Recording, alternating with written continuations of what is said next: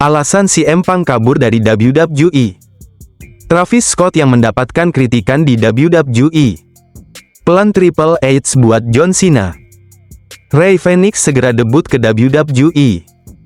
Dan masih banyak lagi. Mari kita bahas.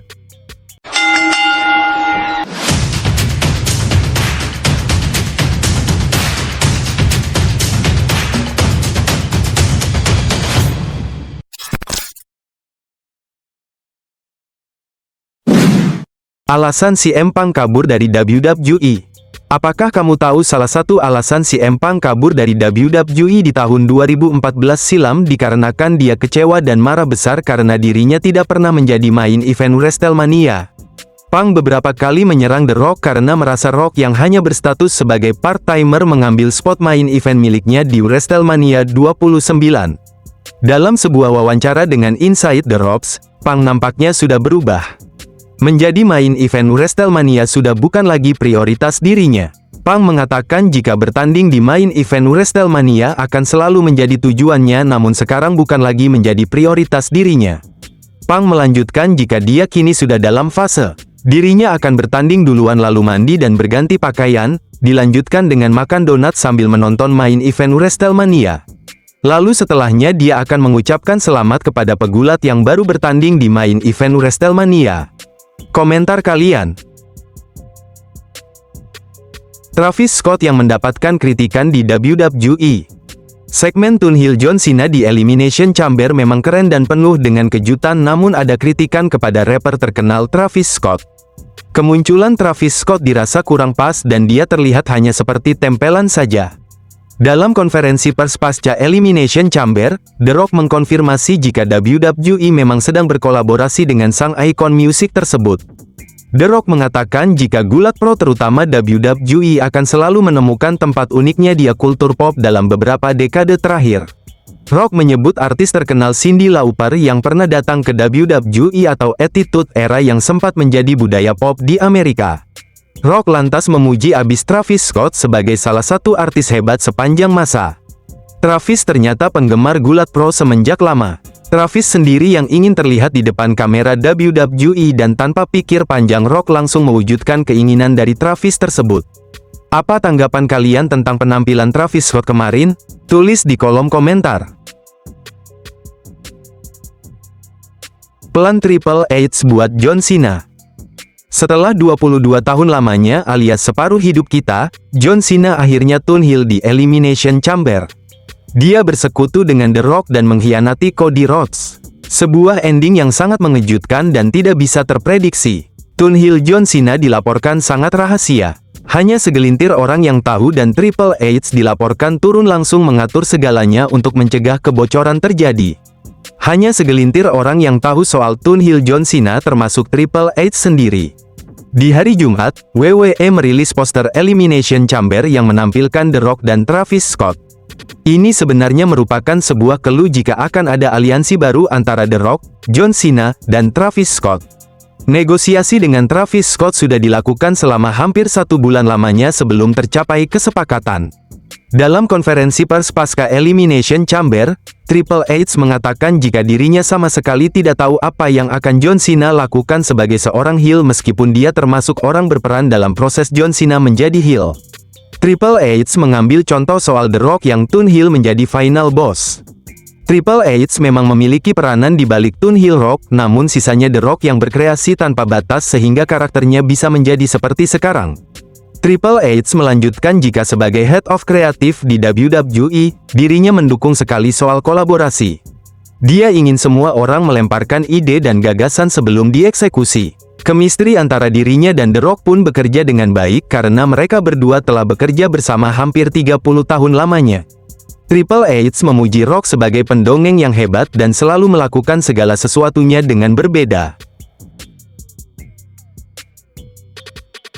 Rey Fenix segera debut ke WWE. Selesai sudah karir Rey Fenix di AEW. Sebuah laporan terbaru melaporkan jika Fenix kini telah lepas dari jeratan AEW dan sudah berstatus sebagai free agent. Profil Fenix telah dihapus dari halaman roster resmi AEW dan kabarnya, Tony Khan masih akan melakukan PHK besar di bulan ini untuk mengurangi jumlah roster AEW yang terlampau gemuk. Phoenix diperkirakan masih memiliki sisa 1 tahun kontrak di AEW. Meskipun masih memiliki kontrak, namun kecil kemungkinan Phoenix akan bertanding di AEW lagi karena watak Tony Khan yang biasanya akan membiarkan pegulat AEW berdiam diri di rumah sampai kontraknya habis di AEW. Setelah Penta, rasanya tinggal menunggu hitungan bulan saja melihat Phoenix datang ke WWE. Komentar kalian? AJ Styles berkomentar pedas untuk Hulk Hogan. Kejujuran itu memang pahit untuk didengar meskipun itu sebenarnya sebuah kebenaran. Dalam sebuah wawancara dengan Chris Van Vliet, AJ Styles mengeluarkan komentar nyelekit soal Hulk Hogan yang pernah bergabung ke TNA di tahun 2010. Secara jujur, AJ mengaku jika bergabungnya Hogan ke TNA tidak membawa dampak apa-apa untuk TNA. Saat itu, Hogan bergabung ke TNA bersama Eric Bischoff. AJ Styles percaya jika Eric Bischoff sudah berusaha untuk melakukan hal yang benar untuk TNA namun tidak untuk Hulk Hogan. AJ mengaku saat itu dia sangat kesal kepada Hogan karena Hogan yang dibayar mahal oleh TNA tidak pernah membicarakan soal TNA atau mempromosikan TNA sama sekali. AJ sadar jika salah satu alasan Hogan tidak pernah mempromosikan TNA karena Hogan merasa malu karena TNA hanyalah perusahaan kecil. AJ Styles juga mengingat bagaimana Hogan seringkali bertengkar dengan presiden TNA saat itu yaitu Dixie Carter hingga semua rencana menjadi berantakan. Sebuah blunder dari Dixie karena memaksakan merekrut Hogan yang bayaran sangat mahal sehingga mengganggu neraca keuangan perusahaan. Hal ini membuat TNA kehilangan banyak uang dan banyak memotong gaji para pegulat termasuk AJ Styles. Saat itu kontrak AJ Styles memang sudah hampir habis di TNA dan Dixie malah menawarkan kontrak bernilai rendah padahal AJ hanya meminta sedikit kenaikan gaji. Komentar kalian? Carmella merasa ia dikucilkan oleh WWE. Mantan WWE superstar Carmella mengungkapkan kekecewaannya atas kontrak yang dibiarkan lepas dari WWE yang ia anggap sebagai bentuk hukuman karena melahirkan anak barunya. Dalam wawancara dengan Barely Famous Podcast, Carmella mengaku merasa dikucilkan setelah kontraknya berakhir tanpa penawaran baru. La juga mengungkapkan perjuangannya melawan drop foot, kondisi yang muncul sebagai komplikasi kehamilan. Meski sempat mengalami keguguran pada 2022, Carmella kini bahagia menjadi ibu dan berharap wanita tidak harus memilih antara karir dan keluarga. Setujukah kalian dengan pernyataan Carmella? Tulis di kolom komentar. Io Sky yang menjadi Grand Slam Champions di WWE. Perjalanan Io Sky menuju status Grand Slam Champion di WWE dimulai dari keberhasilannya meraih WWE NXT Women's Championship pada tanggal 7 Juni tahun 2020 setelah mengalahkan Charlotte Flair dan Rhea Ripley dalam pertandingan Triple Threat di acara NXT TakeOver in Your House. La kemudian menambah koleksi gelarnya dengan memenangkan WWE Women's Tag Team Championship pada tanggal 12 September tahun 2022 bersama Dakota Kai, setelah mengalahkan Raquel Rodriguez dan Aliyah di Raw.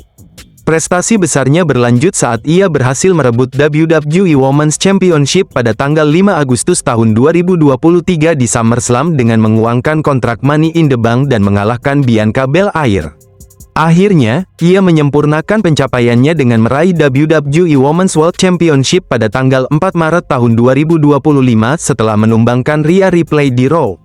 Sebelum berkiprah di WWE, Io Sky sudah lebih dulu mencetak sejarah di Jepang, yakni di World Wonder Ring Stardom, salah satu perusahaan gulat wanita terbesar di dunia. Gelar juara dunia pertamanya diraih pada tanggal 29 April tahun 2013, ketika ia memenangkan World of Stardom Championship dengan mengalahkan Alpha Female. 2 tahun kemudian, pada tanggal 17 Mei tahun 2015, ia menambah koleksi gelarnya dengan merebut Wonder of Stardom Championship usai mengalahkan Mayu Iwatani. Tak hanya sukses dalam pertandingan tunggal, Io Sky juga menunjukkan kehebatannya di divisi tim dengan menjuarai Goddesses of Stardom Championship pada tanggal 6 Mei tahun 2015, bersama Mayu Iwatani, setelah menundukkan tim Kairi Hojo dan Nanae Takahashi. Sebelumnya, pada tanggal 7 Desember tahun 2014, ia telah lebih dulu merebut Artist of Stardom Championship, sabuk tim 3 orang, bersama Mayu Iwatani dan Takumi Iroha dengan mengalahkan Aki Asukawa, Heidi Lovels, dan Kelly Skater. Selain itu, ia juga menjadi juara High Speed Championship pada tanggal 6 Mei tahun 2014, setelah mengalahkan Kaori Yoneyama. Pencapaiannya di Stardom semakin lengkap ketika ia berhasil memenangkan SWA World Championship pada tanggal 21 Mei tahun 2016, usai mengalahkan Toni Storm. Apa tanggapan kalian tentang Io Sky yang telah menjadi Grand Slam di WWE? Tulis di kolom komentar. Nah, itu tadi berita dari Pegulat. Apa tanggapan Anda tentang berita kali ini? Tulis di kolom komentar. Buat kalian yang suka dengan video ini bisa tekan tombol like, dan jika kalian mau mensupport channel ini bisa tekan tombol subscribe, hidupkan juga notifikasinya biar kalian tidak ketinggalan video terbaru dari saya. Terima kasih, sampai jumpa.